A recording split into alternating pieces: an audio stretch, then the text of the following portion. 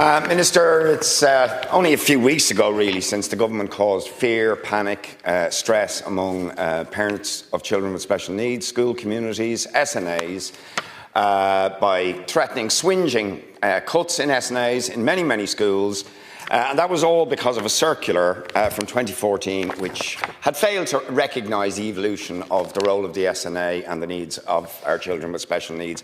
There's an alternative circular that's been put together by the Save Our SNAs campaign, parents, SNAs themselves and so on, and they want to know, are you going to support and adopt this new circular about the role of the SNAs in our schools? Minister. Good morning, and I thank the Deputy for the question.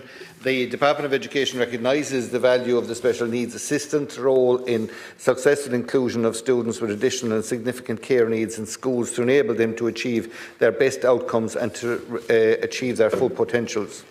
I am also aware of the contribution that SNAs make to the education experience and the overall well-being of students in our schools. I recognise that the SNA demonstrate a deep commitment to their roles and the students that they work with, providing a range of supports, including for behaviour of concern, assisting students with regulation and fostering independence. Current provision of the role of the SNA are set out in Circulars 30 of 2014 and Circular 71 of 2011. This policy and the process for allocating SNAs has been in place since 2014, and the National Council for Special Education continues to respond to increasing demand for SNA support as reflected in the growing SNA workforce. By the end of this year, there will be almost 25,000 SNAs in our mainstream classes, special classes and special schools. Since its publication, the Circular 30 of 2014 has facilitated unparalleled growth of more than 13,200 SNAs, more than doubling the SNA workforce. The Department has concluded a comprehensive review of the role of the SNA as part of the ongoing work on the first SNA Workforce Development Plan. This work was supported by a working group comprised of a wide range of stakeholders which met on 15 different occasions in recent times, providing input from a number of perspectives. These stakeholders include school management bodies, FORSA, the recognised trade union which represents the SNAs, and the National Parents Council and the Children's Rights Alliance. All of these organisations, through their representatives, participate in a dialogue, exchange of views, providing suggested wording and ultimately influence the final text of the circular.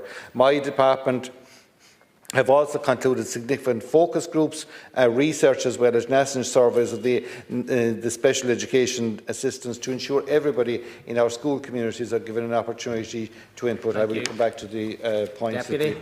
OK, Minister, you haven't really answered the question. And let's just remember, we had a massive revolt because of the anxiety and the stress and the fear that was induced by the government's attempt to cut SNA supports in many schools based on an outdated circular that failed to acknowledge the evolution in the role of the SNA and essentially the rights of children to the supports and resources they need. And what I've heard from you is quoting figures, right? And the whole point of the new circular being put forward by parents, by SNAs, by school communities is that it's not about figures, it's about the needs of children. It's about a reaffirmation, as they say themselves, of the rights and the obligations of government under the UNCRPD, under the EPSAN Act, and about the rights of children to full and equal access to education, and a recognition of the evolution of the role of the SNA as being somebody who removes the barriers and provides the supports necessary for children to have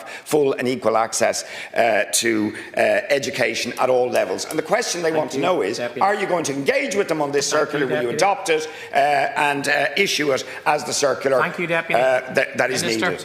The outcome of the consultation that we have had with the various stakeholders, with the SNAs, FORSA, the Parents' Council and the Children's Rights Alliance, is that the outcome is a draft circular which provides a clear and detailed description of the range and duties and responsibilities for the evolving SNA role. And I fully understand that both Minister Naughton and I fully understand the evolving role of it, and which is a product of meaningful collaboration with all those in our school communities.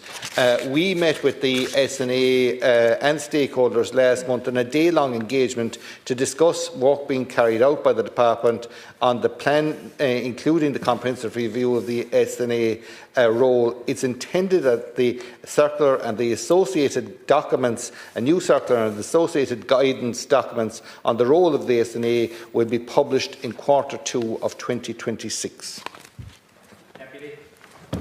Look, I really think the government need to realise why we've had revolts on a number of issues, because the government doesn't actually listen to the people on the front line. Now, you haven't responded on the actual circular that's been proposed by the Save Our SNA's campaign, right, which is, is from the horse's mouth about what SNAs and parents and so on believe is required to ensure that their children have the opportunity and the supports and the resources necessary to reach their full potential and to vindicate their rights to education and to full participation in society. So I'd like to know, are you going to engage with the people who put this circular together? Are you going to engage with this circular? Do you agree with it, with the principles that's set out, or do you not? Because you're not really answering. You're saying you talk to this person, you talk to that person.